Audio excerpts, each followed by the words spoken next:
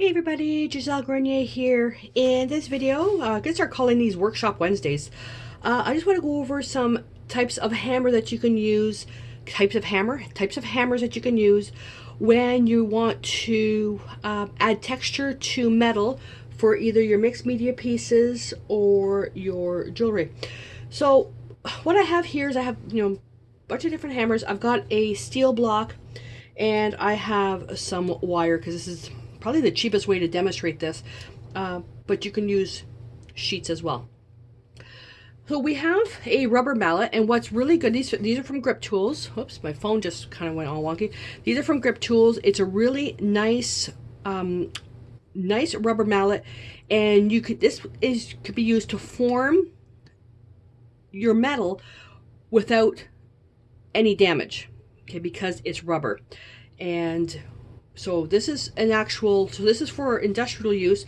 But then I got this one from Amazon, and I'm afraid I'm going to break this. I mean, it's so chintzy. It's not even fastened straight. It's on an angle, so I have to, I don't know if you can see how off on an angle that is. But poor workmanship in making this. So yeah. Anyway, so this is good for, doing the hammering where it's not going to damage the metal. Then we have this kind here, which is a hard plastic, and it's called a dead blow. And now because these are industrial, I'm talking specifically and using these for art. These are nice to basically just to hammer stuff flat, where it doesn't matter if it's marked or you want to texturize it. It's a quick way to hammer stuff flat, and it sounds like there's ball bearings in there.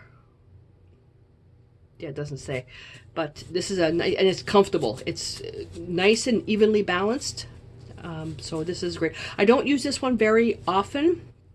What I do use is these two in combination together.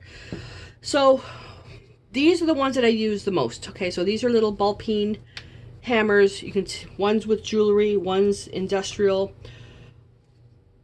Really, really small, but it allows me to get into really fine texture with hammering. And then you've got the flat side, and then you've got this one, which again, nice and flat and a larger area for hammering. So I just want to quickly demonstrate. And with this, I like to reach. You need to wear protective gear. So I wear these look like speaker phones, but this is to drown out the noise of the hammering, and safety glasses. So I'm gonna put those on and put on the ear things. See, now I can't even hear myself talk. I'm gonna cut a piece of wire. This is 18 gauge, and I don't know if you can tell, probably not. When you're using these types of wire, they say non-tarnish, but it's not pure silver. It's copper in the middle, and then it's coated with something. And I always do my prototypes using this type of silver, because that way I don't waste my Argentinium or sterling or fine silver when prototyping. So with this, basically put it on there and hammer away. So let's start with the small one. And I'm going to be turning the volume down while I do this.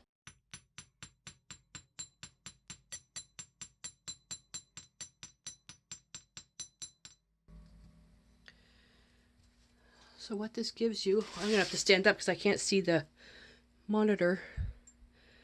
So it's nice and flat. Okay. And then this one will do the same thing, just on a larger scale. I can get a much better grip with this than I can with this little dinky thing. This, I can get a really good grip, and because I can hold it further back, I can get more force to flatten, where this I can do something in 5 strokes, well, this will take me 10.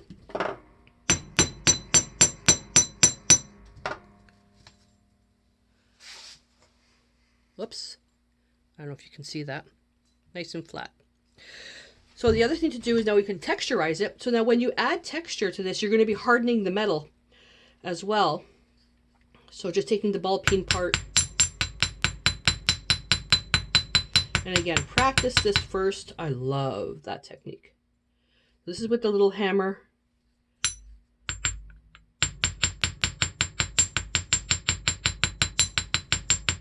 I find I don't have as much control with this because it's so small. You can see the wires bending. So with this one here, because it's a much larger area, I get a finer hammering on this. I can gently bend the wire back.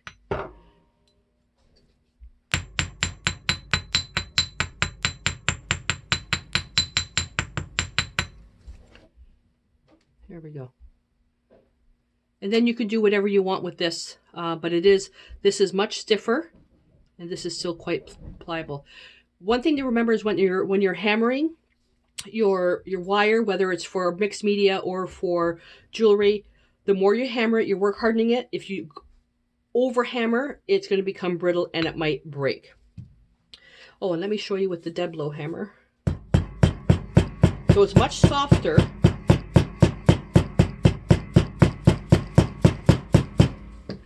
But you can see it only slightly flattened. You probably can't see that. Only slightly flattened. It's, I guess you can call it, this is the hardest, this is the middle, and this is the softest. So if I'm going around a ring mandrel, and I wouldn't do it with this one because this one has grooves in it, but if I wanted to take wire and form it around here,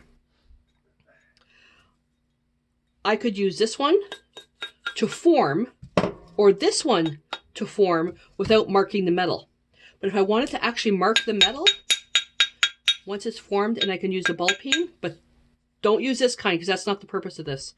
You have to use an actual steel one. I'm going to put this down here. Whoops. I hit the camera again. I don't like this filming on my phone.